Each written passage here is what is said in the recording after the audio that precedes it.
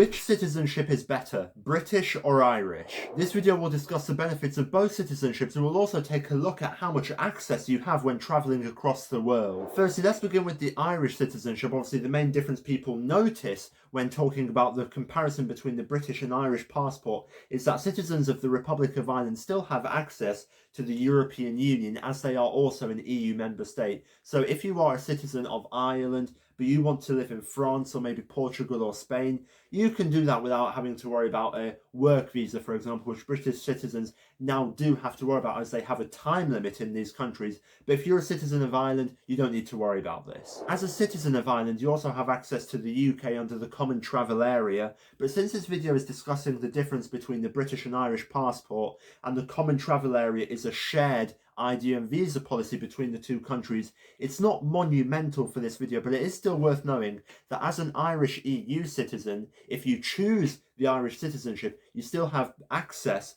to the UK, same as you do to the EU member countries, even though the UK is no longer a part of the European Union. So if it's important for you to be able to live in Europe or maybe work in Europe without having to worry about visas or work permits or permits to stay in these countries, then Irish citizenship is a lot better than British citizenship. Obviously, if you're a British citizen and you want to go to these European countries, you still have visa-free access to countries like France or Spain, but you can't work there or live there indefinitely anymore like Irish citizens can or any other EU citizen can. The European Union is the main difference you hear people talking about when they compare the British and Irish passport. But what about the international sector? What if you're looking to travel across the world? Which one is a stronger passport? Which passport gets you into more countries visa-free? Well, when you analyse the visa-free policy map and when you go on the government websites and the entry requirements such as Gov.uk for British citizens, you will notice that the British and Irish passport are not that different in terms of strength. They're both very strong passports. You have a lot of visa-free access to many countries across the world. For example, when I was looking at both governmental websites and looking at the visa policy map for both passports, I could not notice any difference, for example, in the African continent. It doesn't matter which passport you go to or which country you go to in Africa. If you're a British or Irish citizen, you have the same access to these countries. A similar principle applies to both North and South America. You've got visa-free access to the majority of the countries, apart from countries like Cuba, for example, but it's the same visa policy highlighted on the map. You have full access to South America. Yes, as an Irish citizen, you do have some freedom of movement freedoms to some South American territories such as French Guiana, which technically is considered to be a part of France and is therefore French. Everyone who's there is not a French Guianan citizen, but just a French citizen. They have a European Union passport, and in that return, you as an Irish citizen or any other EU citizen